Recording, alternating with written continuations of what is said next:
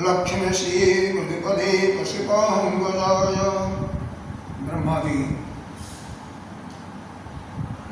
जब परमात्मा के ऐश्वर्य को, लीला को देखा, उनकी मोह का मर्दन होता है। क्यों कि जितने भी ग्वाल के रूप में भगवान बने थे या गोप के रूप में बने, बछड़ों के रूप में बने थे, हर एक में वही मधुर सरणी सूरत, वही कृष्ण की सुंदर सूरत दिखाई दी और वही पर उनका मोह आश्चर्य में पड़ जाते हैं। एक मिनट तक उनकी नेत्र नहीं खुलती है, लेकिन परमात्मा स्वयं उन पर कृपा करके और उनके ज्ञान चक्षु को खोल देते हैं और सारी माया को अपनी काट लेते हैं। क्या कहते हैं? हे प्रभु, एक इस सृष्टि में केवल आप एक ही हो कि जिसकी हम स्तुति कर सकें। आपके अतिरिक्त और कोई नहीं है। आपके चरणों में मैं नमस्कार करता हूँ। आपका यह शरीर जो है वर्षाकालीन मेघ की समान, क्योंकि सारे पृथ्वी प्रभु इस पर जो इस बिजली के समान झलमिलाता हुआ पीताम्बर आपका सिर है। आपकी गले में घुंघुटी की माला, कानों में मकरा के कुंड, सिर पर मोर पंखों का, इन सब के कांति से आपके मुख पर एक विशेष छावा बन जाएगी, एक विशेष सुंदरता बन जाएगी, छटा बन जाएगी। और आपके हथेलियों पर, हथेलियों में उन्होंने क्या लगा रखा? दही भात का कौ। अंगुली में कहीं अदरक का अचार है, कहीं नींबू का अचार है, कहीं गाजर का अचार है। इस प्रकार से खुद भी खाते हैं और ग्वाल वालों को भी खिला रहे हैं। कितना सभी को आनंद कर रहे हैं।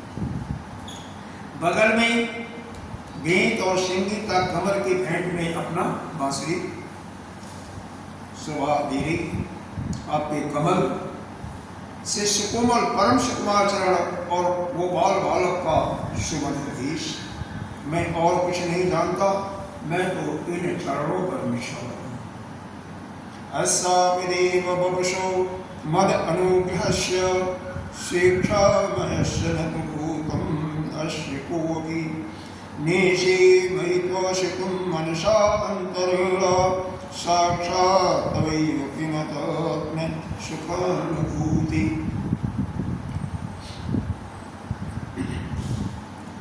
हे परमात्मा, आपका विग्रह भक्त जनों की लालसा और जो उनकी अभिलाषा है, मनोकामना है, उसको पूर्ण कर देती है। आप मुझ पर साक्षात कृपा की दृष्टि करें। मुझे अनुग्रह करने के लिए ही शायद आपने इस रूप में प्रकट हुई। कौन कहता है कि यह पंचभूतों, अरे आप तो पंचभूतों की रचना है ही नहीं। भगवान जो है ना, हम लोग तो पंचभूतों से बने हुए हैं। हमारा शरीर, उनका शरीर तो पंचभूतों से नहीं बना, वो प्रदीप नहीं। इसीलिए हम इस शरीर से उनको नहीं देख पाते।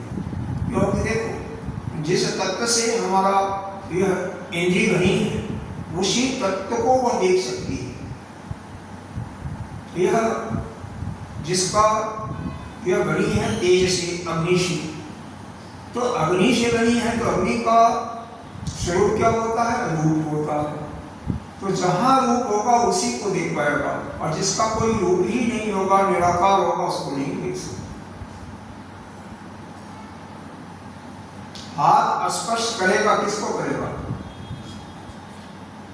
हाथ किसको स्पर्श करेगा? जहां पर कोई भी चीज होगा और वह सर्द मालूम होगा, गर्म मालूम होगा। कैसे? पवन के झोंकों से। पवन, अगर सर्दी का महीना है, पवन चल रहा है, तो हमें ठंडी महसूस होगी, हमें अच्छा नहीं लगेगा। और वही गर्मी का महीना है, पवन हवा चल रही है, हमें बहुत सुखद मालूम होगा। तो यह सब समय के अनुसार एक ही चीज हमें अच्छा लगता है, वही चीज समय के अनुसार अच्छा नहीं लगता। मान लो आपको भूख लगी हुई है, उस समय आपको अच्छा भोजन, तस्मई, पूरी इत्यादि जो आपको पसंद है दिया जाता है, तो आप बड़े चाव से खाएंगे और आपका मन संतुष्ट होगा। लेकिन आपको भूख ही नहीं है, आपको अर्जेंट बीमारी लगी हुई है, आपका लीवर खराब है, तो उधर देखने का मन नहीं करेगा, वही चीज आपको इस वजह से मारेगा। हे प्रभु, आप तो हमेशा सत्य में हैं, आपके विग्रह की महिमा कौन जान सकता है। आत्मानंद अनुभव स्वरूप साक्षात आपकी महिमा को कोई अनुभव ही करेगा, तो केवल जब उसका चित्त मन एकाग्र हो जाएगा तो थोड़ा सा उसको अनुभव हो सकता है। बिना उस एकाग्रता के, चित्त के एकाग्रता के आपका अनुभव होना असंभव सा है। ज्ञाने क्लाशम उदपाश्रमन्तेय जीवन्ति सन्मुखरितं भवदीयवाक्तं अस्थानी सिता शतपदां तनुहंगमनोभिः एतयाशोचितहितो अप्यशीतनिस्त्रिलोक्यम्। हे प्रभु, जो लोग ज्ञान के लिए, क्योंकि इस संसार में, सृष्टि में क्या देख रहे हैं, ज्ञान को प्राप्त करने के लिए कोई उन्मुख नहीं होता, कोई नहीं जाता। वही कहा है कि जो लोग ज्ञान प्राप्त प्रयत्न नहीं करते ज्ञान की प्राप्ति के लिए और अपने स्थान में स्थित रख करके ही सत्संग करते हैं। देखो, सत्संग भी कई प्रकार का होता है। एक प्रकार का तो भगवान ने गीता जी में बताया है, एक तो सतोगुणी, दूसरा रजोगुणी, तीसरा तमोगुणी। यह प्रकृति के गुणों के अनुसार तीन गुण होते हैं। सतोगुणी में ही यदि हम भजन कीर्तन कर रहे हैं, भगवान की लीलाओं का वर्णन कर रहे हैं, तो वहां पर ज्ञान गौड़ है, भक्ति आगे है और वह ज्ञान पीछे रह जाता है। तो यहाँ पर ब्रह्मा जी यही बात बता रहे हैं, सत्संग को हम करते हैं लेकिन ज्ञान को पीछे छोड़ देते हैं और बिना ज्ञान के मुक्ति असंभव। यही हमारे सारे वेद, चारों वेद करते हैं। जो वेद करते हैं वही सत्य है। तो इसीलिए आगे उन्होंने क्या कहा, आपकी लीला कथा का उन लोगों के पास रहने से अपने आप सुनने को मिलती है। शरीर, वाणी, मन, ये तीन चीजें होती हैं जहाँ से आप कोई कर्म करते हैं। तीनों से पाप भी होते हैं और तीनों से पुण्य भी होते हैं। और यह इसी से विनम्र होकर के, नम्र होकर के सेवन करते हैं। यहाँ तक कि उसे ही, मतलब आपकी लीलाओं का ही अपने जीवन का आधार बना लेते हैं। उसके बिना वह जी नहीं सकते। हे प्रभु, यद्यपि आप पर त्रिलोकी में कोई भी विजय नहीं प्राप्त कर सका, फिर भी वे आप पर विजय प्राप्त कर लेते हैं। कौन? भक्त। जो इस सृष्टि में उस परमात्मा पर कोई नहीं विजय प्राप्त कर सकता है, उस पर एक भक्त का बड़े आसानी से विजय प्राप्त कर सकता है। भक्त की अरे माताएं जैसे हैं, छोटा बालक है, वो रो करके या हंस करके या कोई बोली बोल करके माँ को अपनी हंस में करता है। जो चाहता है वही माँ को करना पड़ता है। उसी प्रकार से भक्त चाहे भगवान से रूठ करके, चाहे भगवान की लीलाओं का स्मरण करके, चाहे भगवान के सामने नाच करके, चाहे भगवान से नाराज होकर के क्यों नहीं। अरे एक यही महाराष्ट्र की एक संत की है कहानी है, तुकाराम जी की। यह जब छोटे थे, बालक थे, यह अपने नाना जी के पास रहते थे। नाना जी को कहीं जाना था उनको, उन्होंने कहा, बेटे ऐसा है, मैं तो जा रहा हूँ, तुम समय से उठ करके अपना स्नान ध्यान करके भगवान को भी जगाना और उनको स्नान करवाना। स्नान कराने के बाद दूध का, मिश्री का उनको और फिर जब भोग लगाए ना फिर जो है आप खाना। यह नहीं बताया कि भोग कैसे लगाते हैं। भगवान खाते हैं नहीं खाते हैं, कितना खाते हैं, इसकी कोई चर्चा उन्होंने नहीं किया। जब वो चले जाते हैं, उस दिन तो भोग लगा गए थे, दूसरे दिन जब यह भोग लगाते हैं स्नान करके बड़े प्रेम से, जितना प्रेम में देवर लगाते हैं और भगवान को कहते हैं खा लो। भगवान आधा घंटा होगा, 1 घंटा हो गया, दूध कटोरी में वैसे का वैसे पड़ा है, अभी अच्छा मीठा लगता है, कम हो गया है, और डाल देते हैं। बालक है, 7-8 साल के बालक है, फिर भी नहीं खाते हैं। ठीक है, आप नाराज हो ना, मैं भी नाराज हूँ, मत खाओ, हम भी नहीं खाएंगे। पूरा दिन चला जाता है। ऐसे ही रात्रि में सोते भी नहीं और भगवान से बातें करते रहते हैं। भगवान देख रहे हैं कि ये बालक कैसा है, कैसा इसका प्रेम है। दूसरे तीसरे दिन जब इनका भूख असह्य होने लगता है, खाते नहीं है, कहते हैं मैं मर जाऊंगा लेकिन नहीं पीऊंगा दूध, कुछ भी नहीं खाऊंगा, जब तुम नहीं खाओगे मैं भी नहीं खाऊंगा, मत खाओ। उनके मुंह के पास में करते हैं।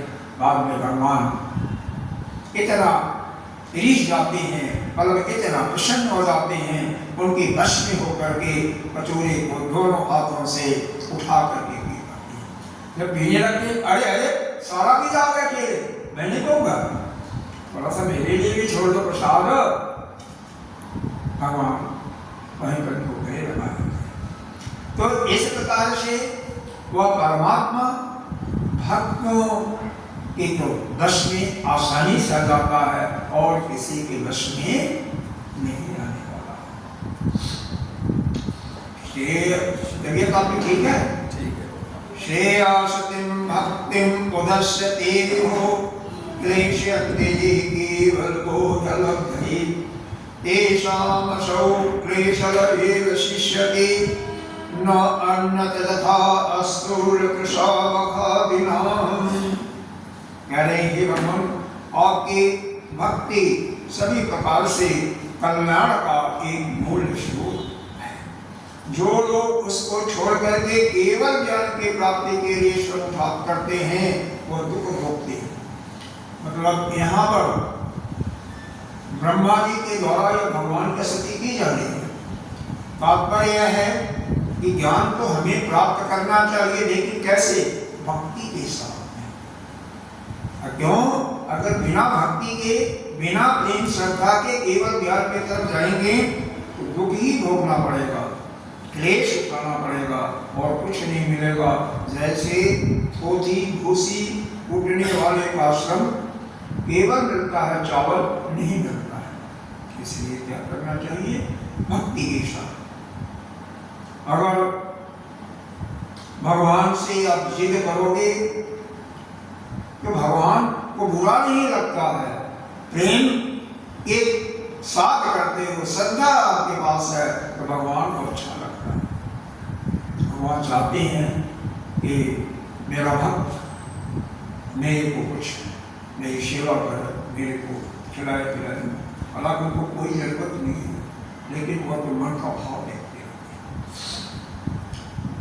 पुरेयगोमन बहो वियोगिनः त्वदर्पित इहा निनुकर्णलब्धय विबोधभक्ते त्वतोपनीतया प्रपदे योच्यताते गतिं परम्। हे भगवान, भगवान का नाम एक अच्युत है, जो कि कभी च्युत नहीं होता, कभी गिरता नहीं। हे अनंत, इस लोक में पाले भी बहुत से जोगी हुए। जब उन्होंने योग आदि के द्वारा आपकी प्राप्ति नहीं कर पाए, मतलब उस परमात्मा की प्राप्ति योग के द्वारा भी, ये ब्रह्मा जी का कथन है कि वह नहीं कर पाए। फिर उन्होंने फिर अपने लौकिक और वैदिक जितने कर्म हैं वेद में बताए हुए वह आपके चरणों में समर्पित कर दी। उन कर्मों से तथा आपकी लीला कथा से उन्हें आपकी भक्ति प्राप्त हुई। उस भक्ति से ही आपके स्वरूप का ज्ञान प्राप्त करके और बड़े आसानी से उस परम पद की प्राप्ति करें। मतलब उस परमात्मा के स्वरूप को जानना है, या आप कहते कि आप अपने स्वरूप को जानना चाहते हैं, तो कैसे भगवान की सेवा कीजिए। कैसे सेवा कीजिए? जैसे हमारे वेद में मंत्र के द्वारा यज्ञ दान तप इत्यादि का वर्णन किया गया, और साथ में उससे भगवान की जब भक्ति प्राप्त होगी तो वह भक्ति करते करते आपको स्वयं ज्ञान प्राप्त हो जाएगा, या भगवान किसी संत को आपके पास भेज देंगे और संत के द्वारा आपको ज्ञान मिल जाएगा। कई दृष्टांत आते हैं, जैसे रामकृष्ण परमहंस माता काली के बहुत बड़े भक्त थे, नाम सुना होगा आप लोगों ने। यहाँ तक कि बिना उनके भोग लगाए हुए उनसे भोग लगा करके तो सभी लोग खाते हैं, लेकिन उनसे बात करके कोई भी बात होती तो माँ से पूछते थे, माँ से साक्षात बात करते थे कि हे माँ यह काम करना चाहिए नहीं करना चाहिए। जैसे एक बालक अपने माता पिता से बात करता है, पूछता है, वैसे सीधे वार्तालाप करते थे। माँ बोलती थी, जब उनकी माँ ने देखा कि हमारा बेटा हमारा भक्त हमारे में पूर्ण रूप से समर्पित है, तो इसके कल्याण का मार्ग भी हमें सोचना चाहिए, इसको ज्ञान प्राप्त कराना चाहिए। इसलिए हिमालय से उन्होंने हिमाचल प्रदेश से एक महात्मा को भेजते हैं, एक संत को भेजा और उसके द्वारा ज्ञान प्राप्त करा। जब वो आते हैं ज्ञान प्राप्त करने के लिए तो कहते हैं, पहले एक हफ्ता इनको देखते हैं क्या करते हैं क्या नहीं करते हैं, बाद में कहते हैं बैठो और आपको ज्ञान प्राप्त करने में ज्ञान की दीक्षा देना चाहता हूँ। उन्होंने कहा ठीक है, पहले मैं माँ से तो पूछूँ, माँ यही कहती है तो आप दीजिएगा, अगर माँ नहीं कहती है तो नहीं। माँ से पूछने गए, माँ कहती है पुत्र मैंने ही तुम पर कृपा करके उनको बुलाया है, मेरे ही आवाहन से वो आए हैं और तुमको ज्ञान देने के लिए, जाओ ज्ञान प्राप्त करो और भोग करो। तो भगवान स्वयं ज्ञान को देने के लिए किसी संत को बुला देते हैं। किसके लिए? जो उनका परम प्रिय भक्त होता है। इनके माता और पिता यानी वसुदेव और देवकी, उनको भी अंत समय के पहले नारद जी का आह्वान करते हैं, सोचते हैं कि 3 जन्म इनको बीत गया लेकिन ज्ञान नहीं हुआ, इनकी मुक्ति नहीं हुई, इनको भी मुक्त करना चाहिए। तो नारद जी को आह्वान करते हैं, हे नारद आकर के हमारे माता पिता को ज्ञान दो। एकादश स्कंद में इसका बहुत विस्तार से वर्णन आते हैं, इनको ज्ञान दे करके ये मुक्त हो जाते हैं। तो बिना ज्ञान के मुक्ति नहीं है, ठीक है, लेकिन केवल ज्ञान वो कोड़ा लग जाता है। यहाँ पर ऐसा है, उसमें भक्ति और श्रद्धा भी होनी चाहिए। गुणात्मनस्ते गुणान् विमातुं यथावतरणेश्व ईश्वरेश।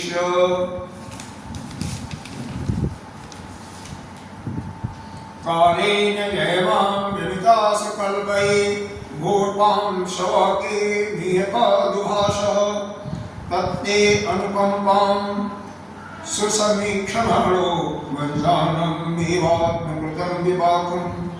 हे गाग्गत पपुलभिः विदधन् नमस्ते जीवित जो मुक्ति पदे सदाय भाकः। कह रहे हैं कौन ऐसा हो सकता है इस संसार में जो कि आपके सर्व स्वरूप के अनंत गुणों को गिन सके। यानी परमात्मा के जितने गुण हैं गिनना बड़ा मुश्किल है। आपने विष्णु सहस्रनाम स्तोत्र का पाठ अगर किया होगा या सुना होगा तो वहाँ पर भगवान के 1000 नामों की गणना है। अगर कोई भी नित्य प्रति विष्णु सहस्त्र नाम का ही पाठ पूरी श्रद्धा और भक्ति के साथ करता रहे तो इस संसार में भगवान की भक्ति तो उसको मिलेगी ही मिलेगी, किसी चीज़ की कमी नहीं होगा, किसी प्रकार का कोई दुख संताप से वो मुक्त हो जाएगा। कितनी बड़ी से बड़ी परेशानी हो क्यों न हो, सब कुछ उस प्रभु की कृपा से दूर होता है। तो भगवान के तो हजारों नाम हैं, नहीं आते कोई बात नहीं, आप देख करके पढ़ो। हे प्रभु, संसार के कल्याण के लिए ही आप आए हैं। हे भगवान, आपकी महिमा प्रदान तो बहुत ही मुश्किल है, इसलिए जो बड़े क्षण भर बड़ी उत्सुकता से आपकी कृपा की भली भात अनुभव करता रहता है और प्रारब्ध के अनुसार उसको सुख या दुख जो भी प्राप्त होता है उसे मन से होता है। देखो, हम आप सभी अपने ही कर्मों के फलस्वरूप या कर्मों को भोगने के लिए यहाँ पर आए हैं, तो उस अपने ही किए हुए कर्मों को किसी जन्म में किए थे, तो उससे यदि हमें दुख मिल रहा है या सुख मिल रहा है, उसको हंसी खुशी से ग्राह्य कर लेना चाहिए। उसमें परमात्मा ईश्वर किसी का दोष नहीं है, वो तो आपके किए हुए कर्मों का फल है। आप कहाँ पैदा हुए हैं, किस कुल में हुए हैं, वह जैसा जहां से आपको लेना या देना होता है पिछले जन्म में, उसको कहते हैं ऋणान बंधन जोगा। किसी से पैसा ले लिया है आपने, दिया नहीं, तो पैसा वहां पर जा करके मुझसे स्थान पर देते हैं, सेवा के माध्यम से कमा करके देते हैं, माँ पिता की सेवा करके, भाई जो भी है उनको देते हैं। देखते नहीं, कई लोग तो बहुत की सेवा करते करते उसी में सब कुछ अपना खो देते हैं, कोई भाई का, कोई माता का, कोई पिता का। लेना होता है, उन्होंने नहीं छुटका किया तो बालक के रूप में बीमार पड़ जाएंगे, लाखों करोड़ों रुपया वो खर्च करते और फिर बीच में चले जाते हैं, जैसे कर्जा पूरा होता है। तो यह संसार में कोई भी प्राणी है वो किसी दूसरे के सुख के लिए नहीं आया हुआ है, बल्कि अपने ही कर्मों का फल भोगने के लिए आया हुआ है। तो जैसा मिलता है उसी में उसे संतुष्ट रहना चाहिए। जो प्रेम पूर्वक हृदय गद गद वाणी और पुल के शरीर से अपने को आपके समर्पण, आपके चरणों में समर्पित करता रहता है, इस प्रकार का जीवन व्यतीत करने वाला पुरुष वैसे ही आपके उस परम पद का अधिकारी हो जाता है। भगवान की गीता जी में एक 18वें अध्याय का एक श्लोक है, उसके माध्यम से बताया है,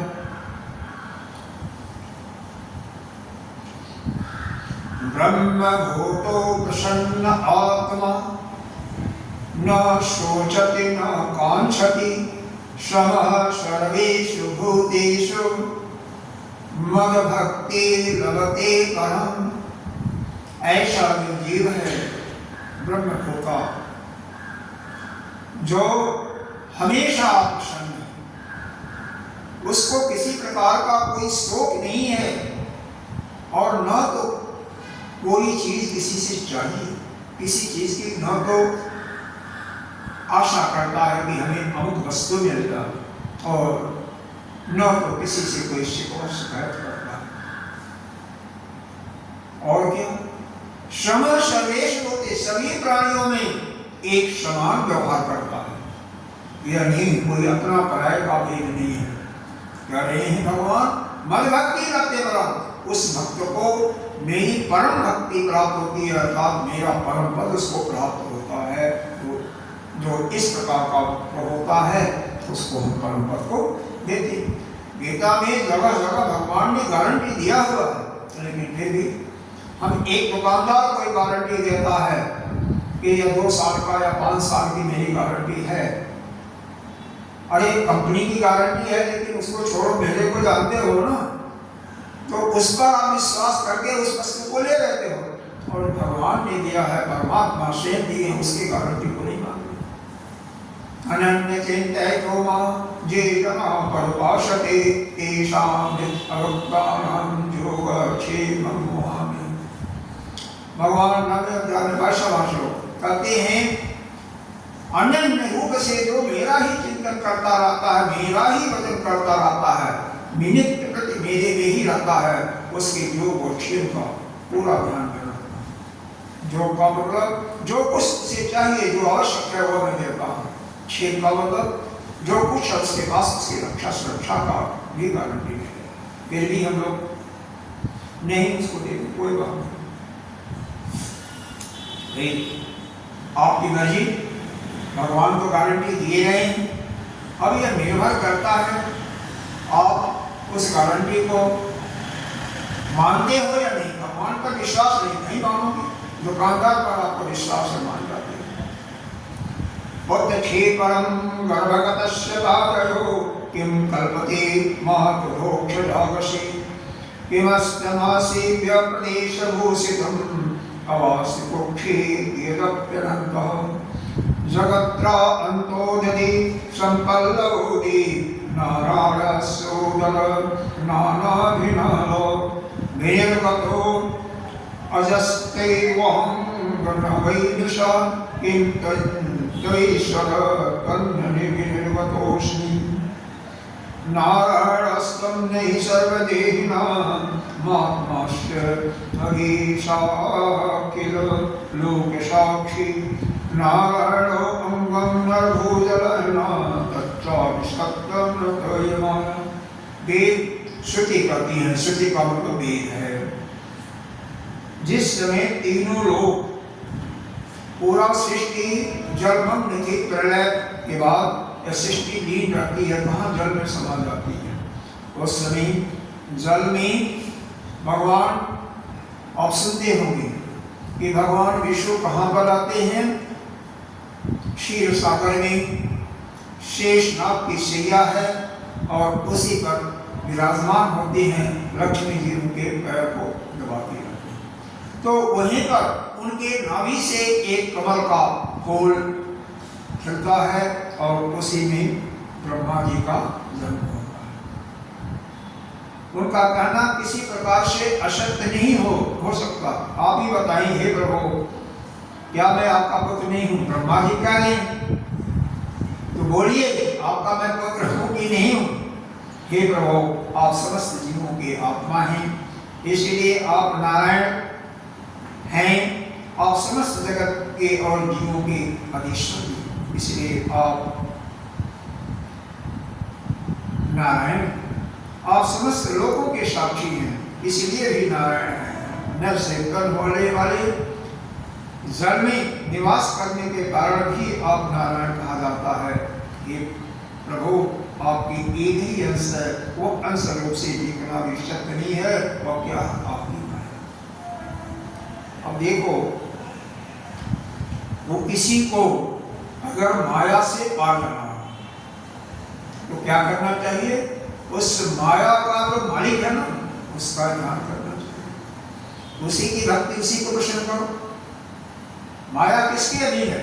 उसी नारायण के अधीन है, उसी परमात्मा के अधीन है। तो अगर माया से किसी को तीर होना हो तो उस माया का स्वामी जो नारायण है उनका ध्यान रखना चाहिए, उनकी पूजा, उनकी सेवा, उनकी अर्चना।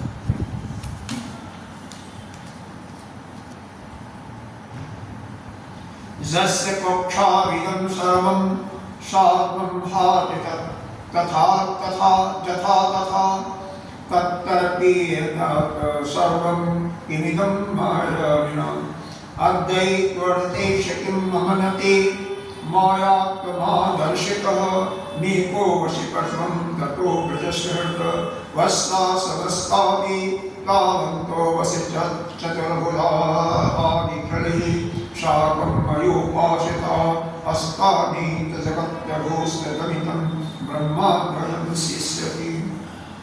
क्या करें हे प्रभु? उस दिन की बात जाने नहीं, आज का ही लीजिए। क्या आज आपने मेरे सामने अपने संपूर्ण विश्व को माया में नहीं डाल रखा है?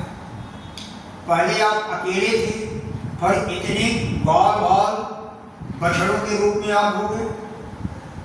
तो क्या यह सत्य नहीं है? क्योंकि वास्तव में मैं तो आपके लीला को देखने के लिए आपके बछड़ों और ग्वालों को कहीं अलग सुरक्षित रख दिया था कि भगवान के इसी बहाने लीला देखें। और आप साल भर तक क्या किए? अब स्वयं जो जैसे ग्वाला था, गोप था, उसी रूप में आप बन गए, वैसे छड़ी बन गए, वैसे ही उसकी बांसुरी बन गए, वैसे ही उसका फेंटा बन गए, वैसे ही उसका कपड़ा बन गए और वैसे ही बछड़ों के रूप में। तो क्या इसमें कोई अतिशयोक्ति है? क्या मैं गलत कह रहा हूं? और मैंने यह भी देखा सभी चतुर्भुज के रूप में थे और मेरे सहित सभी के सभी अन्य ब्रह्मा भी उनकी सेवा कर रहे थे। ये प्रभु बोलो, इसमें क्या कोई झूठ है? तो आप अपरिमित हैं, असीमित हैं, अद्वितीय हैं। जो लोग अज्ञानवश आपके स्वरूप को नहीं जानते उन्हीं की आप में प्रकृति में स्थित जीव के रूप से प्रतीत होते, और जो आपको सत्य रूप में जानते हैं वो आपके चरणों में अपने को समर्पित कर देते हैं। अब यहाँ पर परमात्मा क्या है उसका स्वरूप का थोड़ा सा चिंतन कर लेते हैं जो हमारी श्रुतियों में कहा गया है। देखिए, इसमें कोई जरा सा भी मीन में नहीं है। ब्रह्म वह एक ही है, उसके अतिरिक्त इस सृष्टि में कोई भी नहीं है। सत्य एक ब्रह्म है, उसके अतिरिक्त कुछ नहीं, क्योंकि यही श्रुति ने कहा हुआ है। क्या कहा हुआ? ईशावास्यम सर्वम जगत किंचित जगत्। इस संसार में जो कुछ दिखाई पड़ रहा है, तिनका से लेकर के ब्रह्मा तक, सब क्या है? केवल एक ही है और वो ब्रह्म है, उसके अतिरिक्त कुछ नहीं है। वह ब्रह्म कैसा है? निर्गुण निराकार है, मतलब कोई गुण नहीं है, कोई आकार ही नहीं है। आपने यदि सुना होगा बेलूप का बचाना ही सुना ही बेलूप का ना, मतलब सुना होगा। उसके न तो पैर हैं, न हाथ हैं, न कान है, न आंख है, फिर भी सब कुछ सुनता रहता है।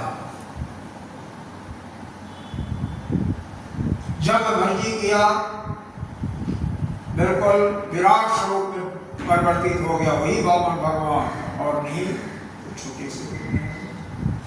तो उसकी महानता और लघुता के विषय में जानना सभी के वश का है। वही हम जितने भी प्राणी हैं, चर अचर, चर का मतलब जो स्थिर है, जैसे हम लोग, अचर जो कि चलते नहीं है, जैसे वृक्ष, पहाड़, उसमें भी परमात्मा उसी स्वरूप में है, आत्मा के रूप में हर जगह विराजमान है, क्योंकि वो तो कण-कण में है। तभी तो भगवान एक खंभे से नरसिंह रूप का अवतार लेकर के निकले। अरे वहां पर विराजमान तो सत्ता उनकी थी पहले से, तभी तो भक्त प्रहलाद के बात को सत्य करने के लिए उसमें से खंभे को फाड़ करके निकले। तो वह परमात्मा तो कण कण में है, कोई भी वस्तु वास्तव में सब वही परमात्मा रूप ही है और कुछ नहीं है। हम इसी को समझते हैं। यह पाला भगवान का स्वरूप क्या हो गया? न तो कोई उसका आकार है और न तो कोई रूप है। इसीलिए हाथी में भी वो चला जाता है आत्मा के रूप में, एक चींटी के रूप में भी वही, हमारे आप में वही। उसी के शक्ति से हम सब अपना कार्य करते रहते हैं। अरे भोजन भी उसी के शक्ति से बचता है, सोचने विचारने की शक्ति भी उसी से आती है। वही परमात्मा जब सोचता है कि मैं एक से एक बहुत श्यामन होती, एक से बहुत स्या हो जाऊं, तो माया का सहारा लेकर के सगुण और निराकार के रूप में है। वह सगुण निराकार के रूप में आकर के, मतलब उसके गुण है, आकार तो नहीं है। उस परमात्मा को भी आप देख नहीं सकते। फिर क्या करता है? जगत की सृष्टि भी करता है, चाहे आप ब्रह्मा को पालन करने वाले को आप विष्णु कहते हो, लेकिन है एक ही सत्ता है, और उसी को संहार करता भी वही है। उसको आप महेश के रूप में स्वीकृत नहीं करते। सत्ता एक है, नाम और जो कुछ नहीं। और वही उसी रूप में हमारे अंदर आप देखो तो जीव के रूप में जो भी वह जीव भी सगुण निराकार है। इस जीव की प्रतीति किससे? मन से होती है। तो मन के द्वारा उस सगुण निराकार का आपको जाप करना चाहिए। मन किसी लिए है जाप करने के लिए। आत्मा के रूप में अगर रक्षित करते हो तो यह बुद्धि जो है उससे उसके बारे में चिंतन करना चाहिए कि हमारा प्रभु कैसा है, हम भी वैसे ही हैं, उसी की शक्ति से हमको चल रहे हैं। तो मन जब आपका उस परमात्मा में लगा रहेगा, बुद्धि भी जब उसी में लगी रहेगी, तो आपको किस बात की चिंता होगी? भगवान ने गीता के 12वें अध्याय में कहा है, मने एव अधस्क मयि बुद्धि निवेशयसि मयि एव अत ऊर्ध्वं न संशयः। हे अर्जुन, तुम अपने मन और बुद्धि को मेरे में ही निवेश कर दो। निवेश करने का मतलब जा रहे हो ना, जैसे पैसा आप बैंक में डाल देते हो या किसी को सूद पर दे देते हो, तो वो आपने पैसा लगा दिया और कुछ दिन के बाद पैसा उससे ज्यादा मिलता है। उसी प्रकार से जो अपने मन और बुद्धि को उस परमात्मा में लगा देता है ना, समझ जाइए कि जितना है आपके पास का कई गुना आपको मिलता है। अगर भगवान की सेवा का मतलब जितने भी प्राणी हैं वह सब भगवान के अंदर ही है ना। तो अगर उनकी सेवा करते हो तो उसके फलस्वरूप आपको बहुत कुछ मिलेगा। कहते हैं जितना आप दान करोगे उसका 10 गुना 100 गुना रिटर्न मिलता है। संसार में आप जब निवेश करते हो तो बहुत होगा तो दुगना होगा, वो भी 5 साल में 7 साल में, इतनी आसानी से नहीं। वही परमात्मा जब संतों पर विपत्ति आती है, गौओं पर विपत्ति आती है और दुष्टों का बोलबाला हो जाता है, धर्म का ह्रास होने लगता है, तो वही सगुण साकार के रूप में अवतरित होता है, अवतार धारण करता है, अपने से नीचे आकर के अपने से थोड़ा सा नीचे जाता है। जैसे रामचंद्र जी आए, कृष्ण आए, 12 भगवान के रूप में आए, नरसिंह के रूप में आए, कपिल भगवान के रूप में आए, इस प्रकार से कच्छप के रूप में आए, 12 के रूप में आए, महात्मा बुद्ध के रूप में आए। तो वह सगुण साकार आपका ये शरीर है, तो सगुण साकार ये जो शरीर है उससे परमात्मा की क्या करना चाहिए? सेवा। यानी शरीर से उस परमात्मा की सेवा करो, मन से उसका जाप करो और बुद्धि से उसका चिंतन करो। क्योंकि सगुण साकार और उसका जो स्वरूप है सगुण साकार, कोई भी अवतार का, वही आपका उसी का पूजा कर सकते हो, उसी का ध्यान कर सकते हो, उसी का दूसरा नहीं, जो सगुण साकार है। तो यह जो सगुण साकार आपका शरीर है यह केवल सेवा करने के लिए, और वह परमात्मा के कड़कड़ में है। तो जिसकी भी सृष्टि में किसी की भी सेवा करते हो उससे वो समझो कि आप परमात्मा का सेवा करते हो। आपके भाव होना चाहिए कि इसमें भी परमात्मा का अंश है। और वास्तव में कभी वेद में लिखा हुआ असत्य नहीं। तो केवल शरीर से सेवा, मन से क्या? मन से उसका जाप। मन किसका प्रतीक है? यहाँ पर जीव का, जो कि सगुण निराकार है, और सगुण निराकार में वह ईश्वर परमात्मा, उसका जाप है। निर्गुण निराकार के रूप में आप आत्मस्वरूप हो, तो बुद्धि के द्वारा उसका चिंतन करते हो।